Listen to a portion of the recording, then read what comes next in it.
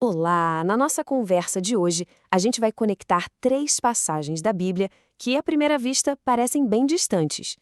É uma jornada que nos leva do fundo do poço, do desespero, passa por uma busca por ordem divina e chega finalmente numa glória que transforma tudo. Vamos mergulhar nisso? Para começar, olha só que frase pesada de Eclesiastes. O autor está olhando para o mundo, para tudo que acontece debaixo do sol. E o que ele vê? Sofrimento. Pura e simplesmente. A dor de quem é oprimido é real, o poder está sempre do lado errado e, pior, não tem ninguém para consolar. É um ponto de partida bem sombrio, eu sei, mas é brutalmente honesto. E é esse o grande problema que as leituras de hoje vão tentar resolver. Então, essa é a nossa primeira parada, a crise existencial de Eclesiastes. Aqui o convite é para a gente olhar para a realidade sem filtro, sabe? Encarar de frente a injustiça e essa busca por sentido num mundo que, francamente, parece não ter nenhum. O pregador de Eclesiastes nos conta que ele descobriu uma coisa terrível. Bem no lugar onde deveria existir justiça, o que ele encontrou foi maldade.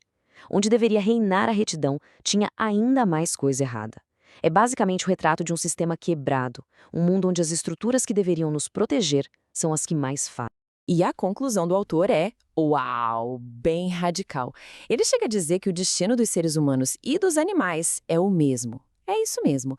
Todos têm o mesmo fôlego de vida e, no fim, todo mundo volta pro pó.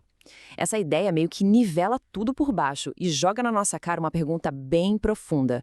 Se o nosso fim é igual ao dos animais, qual é o sentido disso tudo?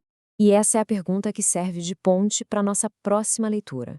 Se o mundo é esse caos todo que Eclesiastes descreve, cheio de injustiça, como é que alguém pode sequer pensar em se aproximar de um Deus que é santo?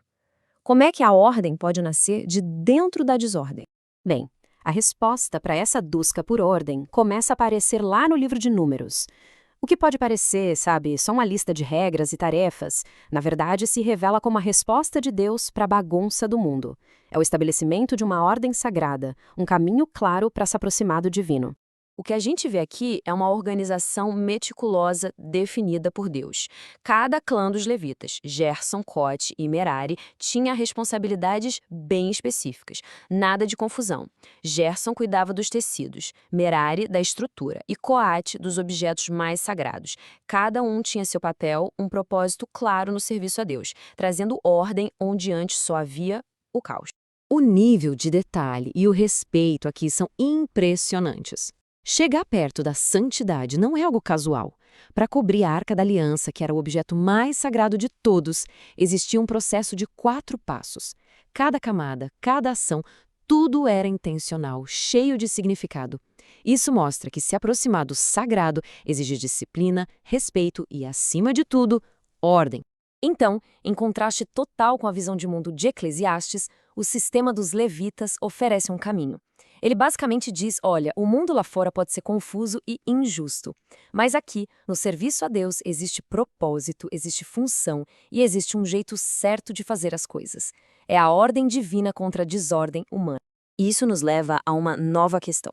Ok, estrutura e rituais são importantes, mas será que são o suficiente? Essa ordem, por mais sagrada que seja, consegue de fato enxugar as lágrimas dos oprimidos que a gente viu lá em Eclesiastes?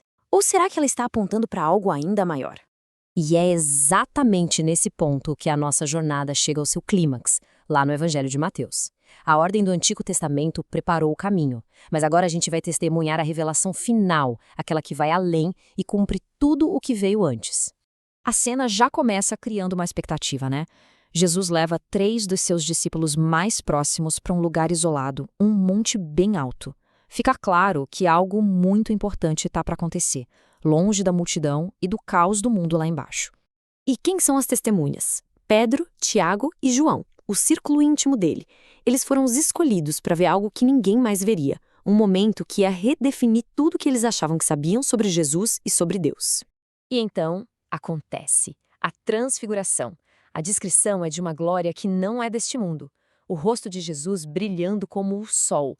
Isso nos faz lembrar da observação de Eclesiastes sobre tudo o que acontece debaixo do sol.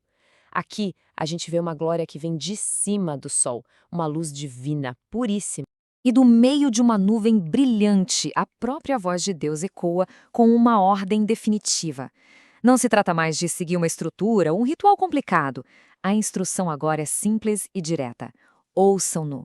A autoridade final foi transferida para a pessoa de Jesus. Mas a experiência no monte não acaba ali. A glória que foi revelada lá no topo precisa ser aplicada na prática, lá no vale, onde o sofrimento humano acontece. E a ponte entre esses dois mundos é a fé. O contraste é imediato, é chocante. Eles descem do pico da revelação divina e dão de cara com um pai desesperado, com um filho sofrendo terrivelmente. E os discípulos que ficaram para trás? Não conseguiram fazer nada. O poder deles falhou. A glória do monte encontra a impotência do vale. Então, Jesus explica o motivo da falha deles, a pequena fé. E aí ele entrega um dos seus ensinamentos mais poderosos. Não é sobre a quantidade de fé, mas sobre a presença dela, mesmo que seja minúscula como um grão de mostarda. Essa fé tem o poder de mover montanhas, de tornar o impossível possível. A gente percebe, então, que a fé se torna a nova ordem, o novo sistema. É um caminho que não depende mais de rituais complexos ou de linhagem, mas de uma confiança direta no poder de Cristo. Essa é a resposta final e acessível a todos para a opressão e o caos que Eclesiastes nos mostrou lá no começo. E assim, a gente completa a jornada de hoje conectando os pontos entre a dor do mundo, a ordem de Deus e, por fim, a glória de Cristo. Se essa forma de explorar as Escrituras fez sentido e te tocou de alguma forma, existe um jeito de continuar essa jornada com a gente. A melhor maneira de apoiar nosso trabalho e não perder as próximas análises é curtindo este material e seguindo o canal Pneuma BR. Esse apoio é fundamental para que a gente continue produzindo. Então, só para a gente recapitular, começamos em Eclesiastes, que jogou a real sobre um mundo injusto e caótico. Depois fomos para Números, que nos mostrou a primeira resposta de Deus para esse caos, uma estrutura divina, cheia de ordem e santidade. E, finalmente, Mateus nos levou para o topo da montanha, mostrando que a solução definitiva não é uma estrutura, mas uma pessoa, Jesus Cristo, e o poder dele é acessado pela fé. E para fechar, fica uma reflexão. A gente viu o abismo que existe entre o absurdo de um mundo que sofre e a glória de um Deus que responde. E a fé é a ponte que conecta esses dois extremos. A pergunta que fica no ar é, entre esse absurdo do mundo e a glória de Deus, o que a fé é capaz de mover hoje?